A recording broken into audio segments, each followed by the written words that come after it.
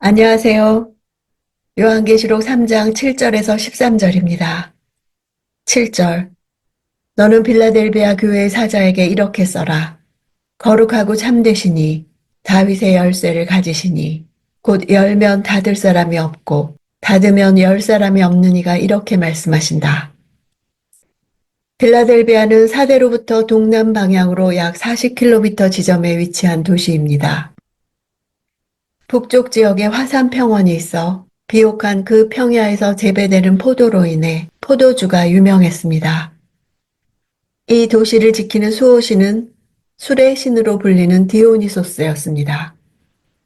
수많은 헬라 신전과 많은 이교적 행사를 치렀던 도시로 작은 아테네라고 불리웠습니다.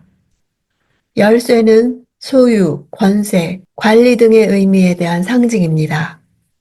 다윗의 열쇠란 메시아 왕권 그 자체를 의미합니다. 예수 그리스도께서는 장차 올 종말론적 하나님 나라의 주권자십니다. 8절.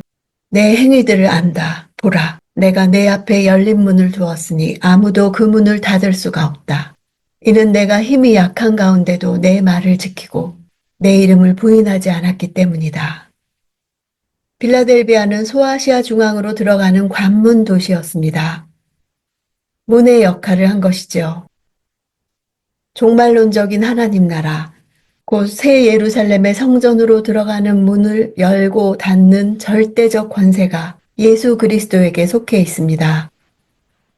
그 문의 열쇠인 다윗의 열쇠를 소유하고 계시기 때문입니다. 힘이 약하다는 표현은 빌라델비아 교회의 구성원이 매우 적었다는 것을 말해줍니다. 인구 4,000명에 불과한 작은 도시의 터를 잡은 교회는 보호받을 수 있는 안전망이 전혀 없었습니다. 그들이 도시의 하층민으로 구성되어 있었을 것이라는 추측을 가능하게 합니다. 소수의 하층민들로서 그 사회에 별다른 영향력을 행사하지 못하던 존재들임에도 신앙으로 인해 주어진 모진 시련을 이겨냈던 것입니다. 9절. 보라, 내가 사탄의 집단에 속한 어떤 사람들을 내게 줄 것인데 그들은 자칭 유대 사람들이라고 하나 실은 그렇지 않고 거짓말쟁이들이다. 보라, 내가 그들로 내 발 앞에 꿇어 엎드리게 하고 내가 너를 사랑하는 줄을 알게 할 것이다. 빌라델비아 교회의 문제는 도시의 유대인들에게서 비롯되었습니다. 조합과 시민사회의 안정된 기반을 구축한 유대인들은 회당에서 기독교인들을 축출했습니다. 누가 참 회당인가? 하나님 나라의 열린 문이 어디에 열려 있는가를 말하는 것입니다.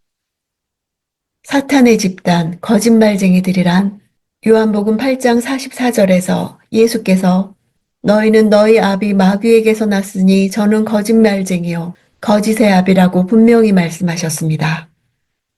유대인들로부터 지속적으로 박해받은 빌라델비아 교회에 장차 유대인들이 꿇어 엎드릴 것입니다. 이사야는 이방인들이 마지막 날에 이스라엘 앞에 와서 무릎을 꿇을 것이라고 예언했습니다. 예수님의 말씀은 아이러니한 반전을 말씀하신 것입니다. 빌라델비아 교회의 증언으로 유대인들이 죽게 돌아옵니다. 복음을 증언하는 교회는 대적의 문을 취합니다. 유대인들은 이방인들로부터 자신들이 경배받기를 기대했는데 종말론적인 심판이 닥치면 정작 그들이 그리스도인들을 경배하게 될 것이라 말씀하십니다. 10절. 내가 내 인내의 말을 지켰으니 땅 위에 사는 사람들을 시험하기 위해 온 세상에 시험이 닥칠 때 나도 너를 지켜줄 것이다. 인내의 말이란 예수 그리스도 자신의 인내에 대한 말씀입니다. 빌라델비아 교회는 예수 그리스도께서 보여주신 인내의 모범을 지켰습니다. 여기에 시험은 종말론적인 하나님 나라가 오기 전에 땅에 거하는 자들을 시험할 대환난의 시기를 가리킵니다. 이러한 시험의 때는 계시록 전편에 걸쳐 등장하는 일곱 인, 일곱 나팔, 일곱 대접과 같은 3대 7중 재앙과 연결되어 있습니다. 대환난의 범위는 온 세상이지만 이 환난이 겨냥하고 있는 대상은 땅 위에 사는 자들, 즉 우상 숭배자들입니다. 그리스도인들에게 있어 대환난의 때는 결코 두려워할 것이 못 된다는 약속입니다. 12절 이기는 사람을 내가 내 하나님의 성전에서 기둥으로 삼을 것이니 그가 결코 다시는 성전을 떠나지 않을 것이며 내가 내 하나님의 이름과 내 하나님의 도성 곧 하늘에서 내 하나님께로부터 내려오는 새 예루살렘의 이름과 내 새 이름을 그 사람 위에 기록할 것이다. 하나님의 성전은 계시록 마지막 21, 22장에서 예수 그리스도 자신임을 밝히고 있습니다. 하나님 성전의 기둥으로 삼을 것이란 솔로몬 성전의 두 기둥이었던 야긴과 보아스를 생각나게 합니다. 하나님이 그들 가운데 거하사 그들을 확고하게 세우시고 견고케 하실 것을 약속하는 것입니다. 기둥은 영구성과 안정성을 상징합니다. 빌라델비아는 끊임없이 지진의 위협을 받았었습니다. 요한이 편지를 쓸 때도 여전히 수많은 건물과 신전들이 재건되고 있었습니다. 진동을 경험할 때마다 사람들은 도시를 빠져나갔습니다. 지진 후에도 서 있는 유일한 부분이 기둥이었을 것입니다. 그들은 적은 능력을 가진 교회였지만 신실한 행위로 말미암아 장차 예수 그리스도의 든든한 기둥과 같은 자들이 되리라는 약속을 받은 것입니다. 그들의 이름을 기록하신다는 것은 완성될 새 예루살렘에 들어갈 수 있는 주의 백성들이 되게 할 것이라는 위로와 약속의 말씀입니다. 빌라델비아 교회는 어려운 지역에 있는 작은 교회였기에 도시에 미치는 영향력도 미미했을 것입니다.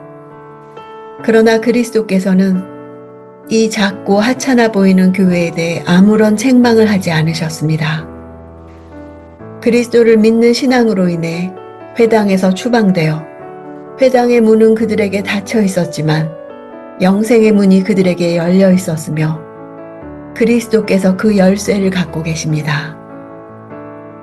오늘날 교회도 닫힌 문들 앞에서 혼란의 시간을 지나고 있습니다. 하나님께서는 우리가 갖고 있는 것을 굳게 잡기를 바라십니다. 우리가 가진 자원을 주를 위해 사용하는 일을 꾸준히 하기를 바라십니다. 보잘것없는 능력일지라도 내가 가진 것으로 그리스도를 위해 쓰기로 결단합니다.